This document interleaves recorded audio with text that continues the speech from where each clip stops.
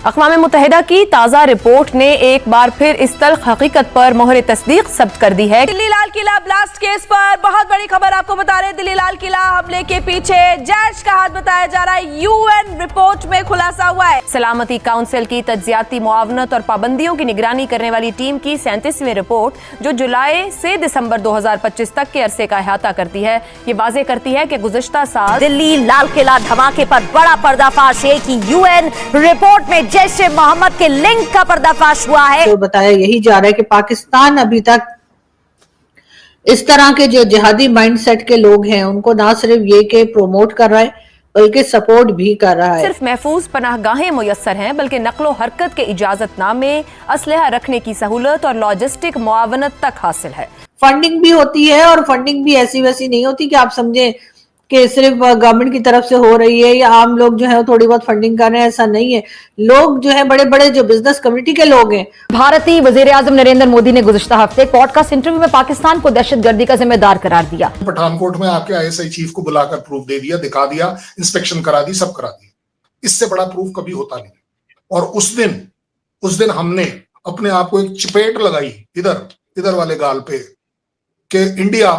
ये गलतियां मत करो। पाकिस्तान अब अगर ये कहे कि जी हमें तो एफएटीएफ में भारत ने डलवा दिया, वरना हम तो एफएटीएफ में जाने वाले नहीं थे और हम तो जी बड़े अच्छे लोग हैं, तो यकीनन इसके ऊपर जो है दुनिया सिर्फ हंसेगी और मजाक ही उड़ाएगी। पठानकोट में आपके आईएसआई चीफ को बुलाकर प्रूफ दे दिया, दिखा दिया, इंस्पेक्शन करा दी, सब करा दिया। इससे बड़ा प्रूफ कभी होता नहीं। और उस दिन हमने अपने आप को एक चपेट लगाई इधर वाले गाल पे कि इंडिया ये गलतियां मत करो। आप पाकिस्तान को प्रूफ क्या दोगे?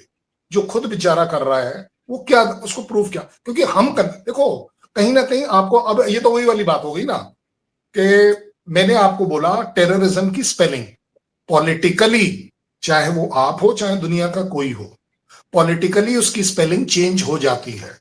मैंने आपको बड़ा अच्छा एनालिसिस करने की दी कि वही तालिबान है, वही टीटीपी है, मेरा मतलब, जो कि आपका अपना था। पहली बात, ये वही तालिबान सरकार है जो 2021 में आपकी फेवरेट लख्ते जिगर नूरे जहां वाली पार्टी थी, जिसको आप बोल रहे थे कि आप ही सब कुछ करें। और अब आपका डेफिनेशन चेंज हो गई है कि नहीं जी, अब तो तालिबान भी टेररिस्ट है, टीटीपी भी टेररिस्ट है। ये ना, जब चीजें अपने काम में आ रही होती हैं तब आप गलत। मैं इसीलिए बोल रहा हूं, किसी भी तरह से एक डेफिनेशन ले लीजिए और उसको हर जगह लगाइए। से बताया यही जा रहा है कि पाकिस्तान अभी तक इस तरह के जो जिहादी माइंडसेट के लोग हैं उनको ना सिर्फ ये के प्रोमोट कर रहा है बल्कि सपोर्ट भी कर रहा है। अब अगर जगह जगह इस किस्म के लोग बात करते दिखाई देंगे, इस क्लिप के अंदर ये आप देख ही सकते हैं सोशल मीडिया पर, तो पाकिस्तान अब अगर ये कहे कि जी हमें तो एफएटीएफ में भारत ने डलवा दिया, वरना हम तो एफएटीएफ में जाने वाले नहीं थे और हम तो जी बड़े अच्छे लोग हैं, तो यकीनन इसके ऊपर जो है दुनिया सिर्फ हंसेगी और मजाक ही उड़ाएगी। पाकिस्तान में इस तरह के लोग आपको ना सिर्फ ये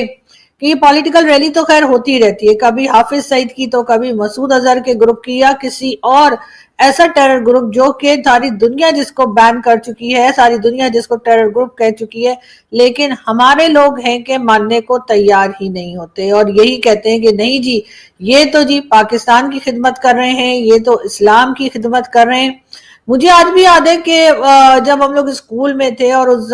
जमाने में जो है वो ये हाफिज सईद को तो खैर अभी रिसेंटली अरेस्ट किया गया है, वरना या कह लीजिए होम अरेस्ट किया गया है, ये बाहर घुमा करता था। लेकिन एक बार फिर पाकिस्तान के ऊपर जो अटैक किया गया भारत की तरफ से, जिसके ऊपर एक हंगामा है और हम बार बार कह रहे हैं कि जी भारत ने बड़ा गलत किया, भारत हमारे कह लीजिए कि बॉर्डर क्रॉस करके पाकिस्तान के अंदर आया और 1 2 4 नहीं बल्कि 9 जगह पे कहा गया कि अटैक किया गया है और यहाँ के सिविलियंस जो है, जो मासूम सिविलियंस हैं, उनकी भी जाने ली गई, ऐसा हमारे लोगों ने कहा। लेकिन भारत की तरफ से यही कहा गया कि जो टेरर कैंप थे उनको उड़ाया गया है और उसके साथ इन्होंने ये भी कहा कि जी यहाँ पर पाकिस्तान जिस तरह से सपोर्ट कर रहा है इन टेररिस्ट को, उसको देखते हुए जो ऑपरेशन सिंदूर है वो अभी खत्म नहीं हुआ है। और अगर फिर कुछ भारत में हुआ तो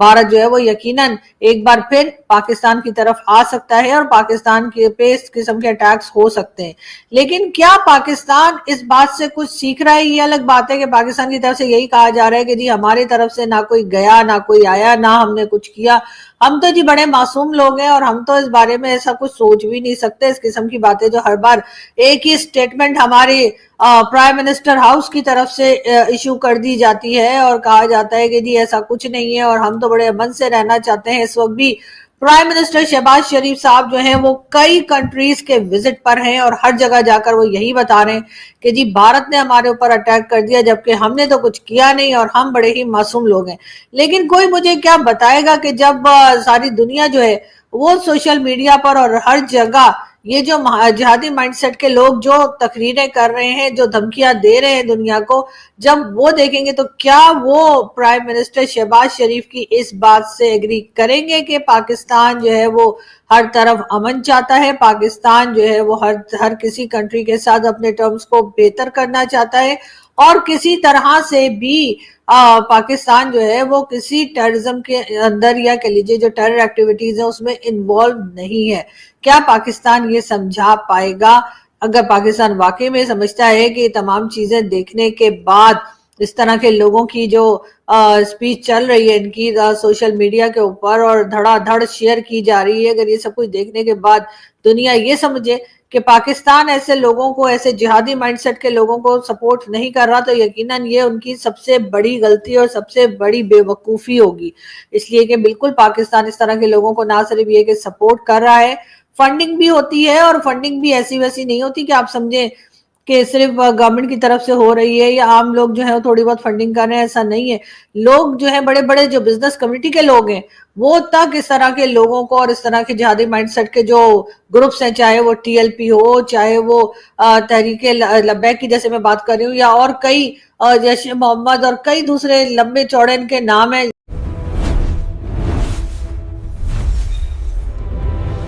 दोस्तों, दुनिया के सामने एक बार फिर आतंकवाद से जुड़ा एक बड़ा खुलासा सामने आया है जब अंतरराष्ट्रीय मंच पर जारी एक नई रिपोर्ट में पिछले वर्ष 10 नवंबर को दिल्ली के लाल किला मेट्रो स्टेशन के बाहर हुए धमाके की जांच से जुड़े महत्वपूर्ण तथ्य रखे गए। रिपोर्ट में बताया गया कि इस घटना की जिम्मेदारी आतंकी संगठन जैश-ए-मोहम्मद ने ली थी और संगठन के प्रमुख मसूद अजहर द्वारा 8 अक्टूबर को महिलाओं की एक विशेष इकाई के गठन की घोषणा का भी उल्लेख किया गया, जिसका उद्देश्य कथित रूप से संगठनात्मक सहयोग और समर्थन को बढ़ाना बताया गया। संयुक्त राष्ट्र की विश्लेषण एवं मॉनिटरिंग टीम की 37वीं रिपोर्ट में एक सदस्य देश के हवाले से यह जानकारी साझा की गई कि इस हमले के पीछे संगठित आतंकी नेटवर्क की भूमिका की पुष्टि हुई है, जिससे सुरक्षा एजेंसियों की चिंता और भी गहरी हो गई है। इन तथ्यों ने एक बार फिर यह सवाल खड़ा कर दिया है कि अंतरराष्ट्रीय स्तर पर घोषित आतंकी संगठनों के खिलाफ सख्त कार्रवाई कब और कैसे प्रभावी रूप से लागू होगी। वैश्विक शांति और सुरक्षा के लिए यह आवश्यक है कि सभी देश मिलकर आतंकवाद के खिलाफ ठोस और पारदर्शी कदम उठाएं, ताकि निर्दोष नागरिकों की जान सुरक्षित रह सके और भविष्य में ऐसी घटनाओं की पुनरावृत्ति रोकी जा सके। अब सोचिए, अगर अंतरराष्ट्रीय रिपोर्टों में बार बार ऐसे खुलासे हो रहे हैं तो आने वाले समय में विश्व राजनीति किस दिशा में जाएगी और क्या वैश्विक दबाव से नीतियों में बदलाव संभव है? आपकी राय क्या है? कमेंट करके जरूर बताएं और ऐसे ही तथ्यपूर्ण विश्लेषण देखने के लिए वीडियो को लाइक करें, शेयर करें और चैनल को सब्सक्राइब करना न भूलें।